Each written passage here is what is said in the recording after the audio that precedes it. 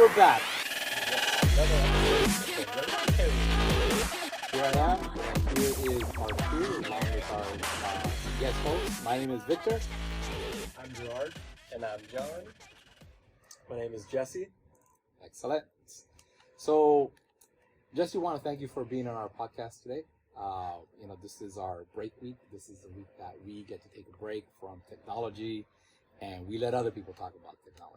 Most of the time, we're doing the research and getting ready for the podcast and recording every Sunday. So we spend our week doing research, learning something new, and this is the week that we just kind of take it easy and not do a whole lot in preparation for talking with you. Cool.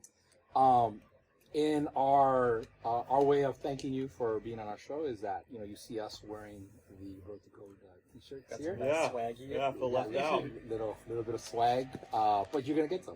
We're gonna Great. go ahead and order you one. We're gonna get one for your significant other, as well as a coffee mug and a tote bag. Awesome. So we'll go ahead. I need all those things. So we'll go ahead and get all that. Johnny, you want to talk a little bit about the merch? Yes, we have merch. You can get shirts, female shirts, male shirts, tote bags. We have long sleeve shirts, hoodies, and the long sleeve shirt, kind of cool, isn't it? nice cloudy day. You could probably tell. Yeah, it is a little bit chilly out here. If you're cooking bacon, avoid the stains from the oil. Right, yeah. Sizzle. The sizzles don't get on the Perfect skin. bacon cooking shirts. Yes, but if you don't like the swag, there's other ways to support us. Yeah, we have a Patreon where you can support us, and our first tier, if you want to support us, you could get a postcard, and we'll send you a postcard once a year, and You get a free mug as well. free mug as well. And then our second tier, I believe you get all the benefits of the first tier, and then also Early access. early access to some of our videos, and you get to be a co-host That's right. on our podcast once a season.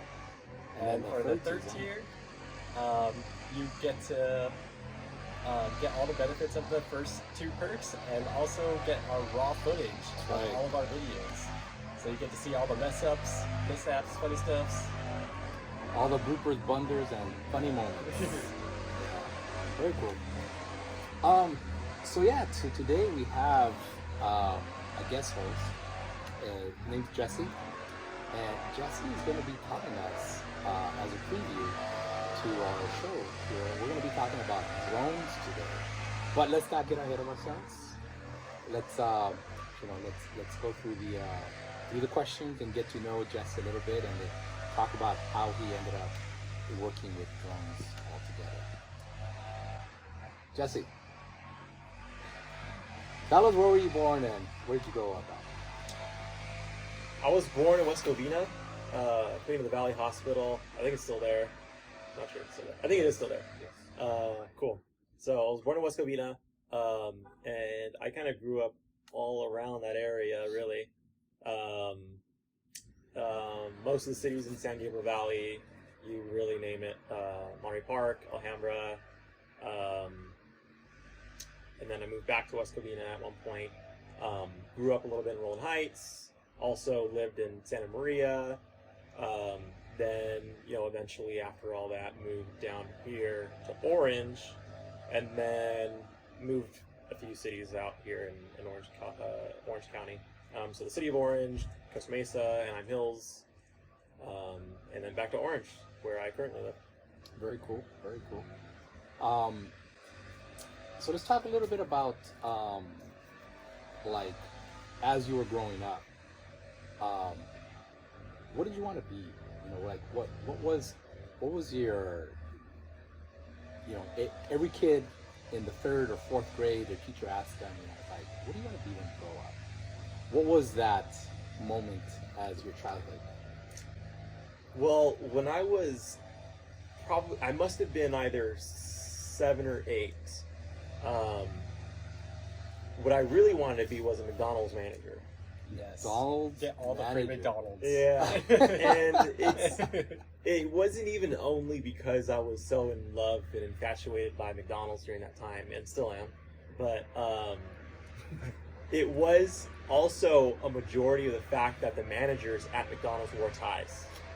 And at 7 or 8 years old, I thought, that is cool.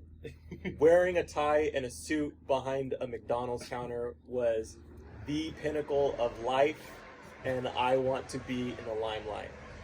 And so that was my first recollection of what I wanted to be. You know, that's as far as I can go from what I remember. And then after that, obviously things started to change because I realized, okay, wait a minute, I don't even think that's near the top of what I can be. You know, I was misled. Wait, misled by who? Misled by society. Society let me down. That was the first incident. All right, so we had to swap out one of the cameras, and we also had to wait for the gardener to finish up his work next door. He had the leaf blower going, but let's continue on. Society lied to you. Society did lie to me. I thought that McDonald's manager was the best that it can get, and I was very wrong. So you, at that point, I guess you realized that you could be much more than that. Yeah, and so you know, I moved on in life, and you know, my aspirations for, As an 8-year-old, he moved on. Yeah, I moved on, dude. As an 8-year-old. I just contemplated what my life would be like as an 8-year-old from then on forward. And so then I believe the next thing that I wanted to be, it must have been a firefighter, which is very basic. Every kid wants to be a firefighter. Yeah. Firefighter, baseball player, basketball player, football player. Pretty basic.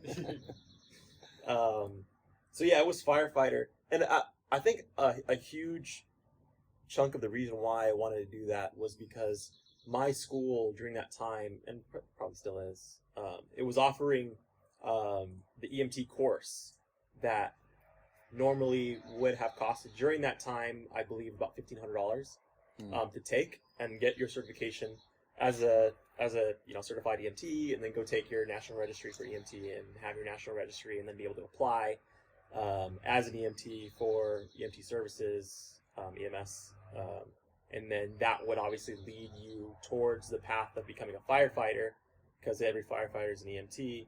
For those of you who don't know, every firefighter is an EMT, and they need EMT qualification.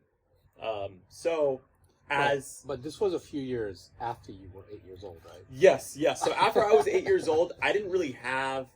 So I didn't think about becoming an EMT until I was about 15 or 16 years old. Okay. And so the timeline between 8 and 15 or 16, I don't know. I really don't know what I wanted to be there. I just didn't really put much thought into it. I'm not a very, like, let's plan things out kind of guy. I'm more like, okay, let's do this here and right now, and we'll figure out the details later. But as of right now, it sounds like a good idea, so let's go ahead and move forward with it. Very spontaneous. So during that time, it was, well, I'm just going to enjoy my life and do what I want to do and be a delinquent. And so that's what I was doing. So anyways, you know, at around 15 or 16, I was like, yeah, firefighter, that's what I want to do. I'm going to take this EMT course. Well, I was 16, and you need to be 17 going on 18 if you wanted to take the EMT course. But there was a precursor course for EMT if you did want to take that at 17 that you had to take, which was EMR, Emergency Medical Responder. Mm-hmm. So I took that at 16, and then when I was 17, because I had that precursor already completed, it allowed me to enter the course of the EMT course.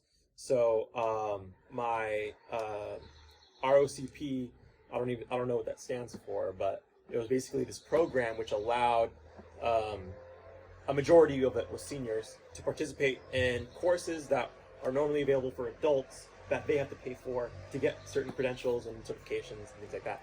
So signed up for EMT when I was a senior, went on and did that course, and it was a pretty diverse course. I mean, it ranged anywhere from my age, being 17 or 18 years old, all the way up to, you know, people were like 28, 29. Pretty small class though, maybe about 15 people, maybe less than that. and it was a 5-month course, 4 or 5 month course, I believe, and that took place between like 5 to 9 p.m. So I would have school from 8 or whatever to 3, just on an estimate, and I would have maybe about 2 hours of free time until I had class 5 to 9. So I had school pretty much, all hours of the day. Yeah. But it was something that I really wanted to do, and I really enjoyed the EMT course. And so we got all that done, got my certification, and during that time I was actually I was working at a pizza place. I was a pizza delivery guy. I was doing it all, really, making pizzas, doing the salads, sandwiches, sweeping, mopping, delivering. I didn't know that. Yeah. Making the sauce. No, that was the secret. That was the house secret. It was a hole in the wall, a pizza spot. So I didn't work at like a Domino's or Pizza Hut. I supported small business. But the sauce and the dough was like his baby. Like you didn't know what went in there. Yeah. But he has a really. So this wasn't a chain pizza place. No, it was actually, so they don't own this spot anymore, but their last name was Dano, and they own Dano's Pizzeria in Westminster. Yeah. And I believe it's still there, but it's not the same owners anymore, and the pizza's terrible. And I haven't tried it, but from the locals that I've spoken to, they're like, yeah, it's trash now. And the owner, George Dano, he has a very, very unique story. He actually grew up and was raised in Iraq, and he served in the Iraqi army, and he was the personal chef for a few 5-star generals of the Iraqi army. Oh, wow. So he had very high knowledge in the culinary arts, very high knowledge. And around the time when Iraq started to become a regime, and Saddam Hussein came into play and all that stuff, him and his family got out because they didn't agree with what was going down. And so they moved over to the United States, and they came in Detroit.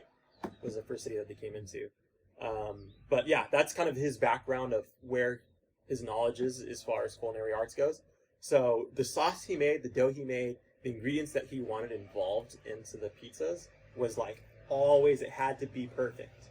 And it reflected. I mean, people loved the pizza. I loved the pizza. I loved working there because of the passion that he had for the spot. And so that was my job during the time that I was going to EMT class and doing all that stuff. So I got my certification through the course. I had to go take the NREMT, which is a national registry. It's a national test that you have to take that every EMT takes all across the nation. I went to go do that, and it's expensive to take. At that time, as a 17-year-old who's only making like $300 a week, it's expensive because I'm paying for gas, I'm paying for my own insurance. I was paying my mom rent during the time. So I want to say it was like $80 to go take it. And I was like, okay. And I didn't take it immediately after the course, which was a stupid idea. I should have, because my knowledge retention would have been high. But I instead waited. I don't know if it had to do with laziness. Most likely it had to do with laziness. I was just lagging on it. And so it was like, it just seemed like a good thing to do at the time, and the details would come in later. Yeah, exactly. I was very spontaneous. I was doing my thing. I thought, pizza is where it's at for me right now. And so I had waited months to go take this test, and finally I was like, yeah, I'm gonna go take it. So I paid my $80. I went over there, and I forgot my ID. And like, they are ID Nazis there. So they're like, oh, you don't have your ID? Oh, get out of the building, kind of a thing. And I mean, they didn't say get out of the building, but they essentially told me you can't take the test. And I was like, well, I literally live like 5 minutes that way. Like, I can go, I can grab it, come back. They're like, nope, you're going to miss your appointment date. You have to reschedule. And I was like, okay, well, I paid $80. And they were like, nope. And I was like, are you kidding me? And so I was pissed. But I was like, whatever, I really want to be a firefighter. Whatever. So I spent another $80, go take the test, finally, with my ID this time. And I leave. I don't remember if I got my results that day, or if I had to wait for it to come in the mail. But I got it back, and I didn't pass. And it was like 4% away. Like it was like a few questions away from passing. Yeah. And I was like, dude, I'm $160 like deep into this. Like, this is ridiculous. So did you double down? So that was the plan. My plan was to double down. I was like, okay, well, I'm just gonna freaking go back. I'm gonna try and study. Just be self-disciplined and just try and focus on passing this test. Well, so just before you continue, there's an important thing that you just mentioned there. When you're preparing for a test, it's probably smart just to go take it when you got everything fresh in your mind. Yeah. Because you're not gonna remember it a week later, or maybe even 2 weeks later. I agree.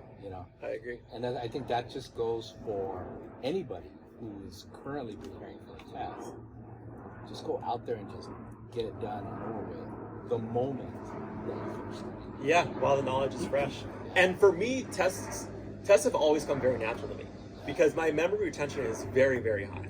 I can watch somebody do something or read something or learn something, listen to something, and I'll have that knowledge for a good amount of time, a few weeks, but my knowledge retention is high to the point where I'll remember everything. Yeah. I remember everything that they covered. I'll remember to duplicate that, and I could do that for weeks. But I waited months, so I definitely pushed my limits as far as I said weeks, but you said months. Yeah, Wow. I waited months to initially take this test. Yeah. It had maybe been 3-4 months after I was done with the course. So you doubled down.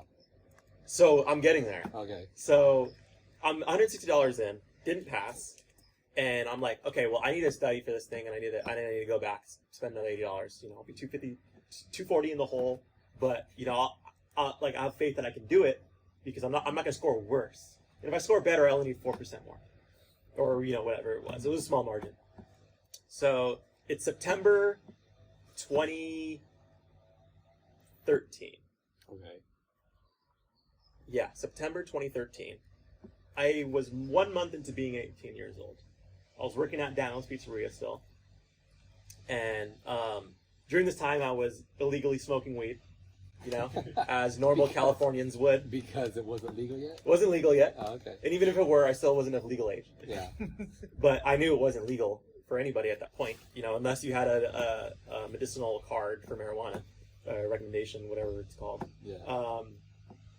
So I was smoking weed occasionally during that time, pretty frequently, and it was with my coworker from the pizza spot, and it was only two of us. Only two of us were working there, so my only coworker was from the pizza spot. We would smoke weed. It was a pretty normal thing, like after work to smoke weed, and we usually would do it in front of the shop. And so this one-off day, this guy's like, "Hey, I have this new spot. It's a cool spot, dude. Like, we should go and smoke weed there." And I was like, "Dude, that's stupid. Like, let's just smoke weed in front of the shop. Like, we own the shop. Like, we're not gonna get in trouble. Like, cops don't come by here. Let's just smoke here." He's like, "Nah, man, you're tripping. Like this place is better. This place is better. Do you trust me? Trust me. You're tripping." And I didn't want to be tripping, And he was older than me. He was, 23 or 24 or what have you. And so I'm like, okay, well, I trust you. So we go to this spot. And it turns out it's a residential spot, like my street right here. Like just in the middle of random people's houses.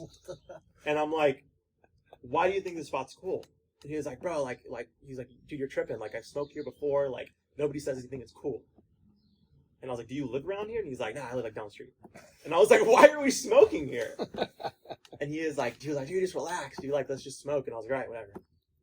So he's like, he's playing some music. We're kind of like showing each other, like, "Oh, you know this song? Oh, you know this song?" The way people do when they're high. And I'm like, "All right, dude, I'm too high. I need to drive home now." And he's like, That's a smart thing to do. The smart thing to do is when you notice you're too high, you're like, "I'm gonna be irresponsible. I'm gonna stop smoking and I'm gonna drive home," because that is what responsible people do. And so I'm like, "Dude, I need to go. Like, I'm too faded." And he's like, "All right, dude, it's one song. Just listen to one song. Listen to one song." I was like, all right, there's one song. And so I'm listening to this song. I'm like, "Yeah, I think it's good." Well, I see a car in front of us turning the corner, and it's slowly approaching us. And I couldn't tell what it was because it was kind of far and the lights were on, so I couldn't tell what car it was. But me being high, I'm like, "Dude, I'm gonna pull a trick on my friend, and I'm gonna be like, hey, cops, try and like it's the cops, like try and like rile them up." And so I'm like, "Hey, man, it's the cops, dude, it's the cops." But when I go look at him, he's looking at his side mirror, and he's just like it's like 1,000-yard stare in his side mirror. And he's like, yeah, I know, bro. Chill. And I'm like, yeah, I'm just fucking around. It's not the cops. And he's like, bro, look behind you. And I look behind, and there's a cop right there. Oh. And I was like, oh my God. And I look at the front, and it was a cop car. Oh, no. So they had like ambushed us, like both sides they came in, and we're parked. And I'm like, oh my God, this is the last thing I need, dude. I am 1 month into being 18 years old. I'm officially an adult. I'm trying to be a firefighter. Like, this is like, shit has hit the fan. You know, you can bleep that. It has hit the fan. And so the cops come, and we normally say it backwards. Tish. Tish? Still not backwards. It's like tis. Anyway, so the cops come, they do their thing, and I'm trying to convince my friend to take the rap for me, because getting a possession for marijuana is an infraction as long as it's less than an ounce. Yeah. If it's over an ounce, it's a misdemeanor at that point, right? And then, And you guys had like 10 pounds? Yeah. We were narcos out here. We only had, between us two, like 2 grams. Okay. And an ounce is, like 26 grams or so. Yeah. So a lot. And so I was trying to convince him, like, dude, take the rap, just say it's your weed, like, I have nothing to do with it. And he's like, no, bro, like, what the fuck? Like, blah, blah, blah, blah. Well, he wasn't aware that that was the charge. So after the fact, he was like, oh, yeah, I would have done that. I'm like, okay, well, it's too late because we both have tickets now. So, me trying to convince him didn't work. We both got tickets for possession of marijuana. They took our piece, they took our weed, they smashed our piece on the ground. I don't know if they picked that up, but that's what they did. But they were cool about not impounding our cars. They said, they essentially said, you guys can't drive home tonight. But me and my partner, we're going to leave right now. And we're not going to think twice if we come back tomorrow morning and the cars are gone. Okay? And he was like, so we're going to leave now. But you guys can't drive home. Okay. And they leave. And so I'm tripping out. I'm like, dude, we can't drive home. And my buddy's like, dude, you're dumb. Like, he's saying drive home, but don't drive home. And I'm like, oh, okay. So, I drive home. And Does your mom know this story? I've mentioned it to her at least twice. She's going to know about it now, right? She will probably be like, oh, you don't tell me this story. But that's with every story. I'm like, I told you this story like 2 years ago. And so I've probably told her this story twice, at least. It's on record now. Yeah, now it's on record, so now she can refer to this story forever. So Mom, it's on record. Yeah. So anyways, I got this ticket for possession of marijuana, and I'm like, dude, my career's over. Like, my future career is over. Like, I have this ticket on my record. Like, nobody's gonna hire me with this ticket on my record. And I just thought, like, I have to fight this. Like, I have to fight it. I'm gonna fight it with like zero evidence that I didn't have weed or anything. Like, I'm gonna fight it. So I show up to a courthouse, and everybody's getting called up. For those who haven't gone to like fight an infraction, you enter a courtroom, and there's a bunch of people in there for sometimes the same reason as you are, but it's a bunch of different infractions. And mainly it's like traffic infractions. You didn't stop at the stop sign, or you ran a red light, whatever. So like 40 people get called before me, and they're all traffic violations. None of them are for weed. And so then I get called up. Am I in the right courtroom? Yeah, I'm like, dude, I feel really bad. Like nobody else smokes weed and gets caught. So they finally call the judge calls my name. He's like, Mr. Hernandez, and I'm like, yes, Your Honor. I walk up to the podium, and he was like, says here you got an infraction for possession of marijuana less than 26.4 grams, whatever it was. And I was like, yes, Your Honor. He's like, how do you plead? And I was like, I plead not guilty. He was like, okay. And he was like, how do you plead not guilty? And I was like, I don't know, Your Honor. And he was like, did you have the weed on you, yes or no? And I was like, yes, I did. And he was like, do you have license or recommendation for recreational use of marijuana from a doctor, from a licensed physician? And I was like, no. And he was like, then how did you come to my courtroom and you're going to try and plead not guilty, but you don't have anything? And I was like, Your Honor, I'm 18 years old and I'm just trying to fight this ticket. Like, I don't know what I'm doing. And he was like, he was like, Mr. Hernandez, I'm going to do you a huge favor. And he was like, you're going to come back next month. And if you have by then license or recommendation for recreational use of marijuana, then I will drop the charges. And I was like, oh, okay, cool. I'll just do that. I'll just go and get my rec, you know? So you go down to Venice? That's what I thought I was going to do. You know, I'm not looking at places, you know, you find out in Venice, Dr. Weed or whatever his name is. Yeah. And so I'm like, yeah, blah, blah, blah, I'm going to do this, I'm going to do that. So I'm telling my buddies from the EMT class what I'm going to do. Meanwhile, they're getting hired for EMT services and stuff. I'm over here making pizzas, getting caught with weed. I'm like, yeah, dude, like, I'm gonna get my rec, and it's like the charges are going to be dropped or whatever. And they're like, you're an idiot, because if you get your recommendation for recreational use of marijuana, that goes on your record and you will not be hired because that pulls up. So if you go get that, you're done for sure. And I go, oh my God, I didn't know that. Why can't things be simple? So Life is not simple. yeah, so I just don't get it. I just don't get it. And I show up come November to my court date, and you know, I'm waiting there. And when you plead not guilty, the next trial is the prosecutor needs to be there, Yeah. right? And basically provide his evidence of, you know, he was in possession. This is how I have proof that he was. He said he was, you know, blah, blah, blah, blah, police report, all that stuff. So I show up and I'm waiting, you know, and I'm like, and I'm just nervous. I'm like, I don't have my rag. Like, I'm gonna look stupid.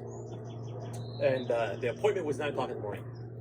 So, you know, 9:05 comes, 9:08 comes, and the judge is like, looks at his watch, and I think he looks at the bailiff or something, and like just kind of like whispers at him.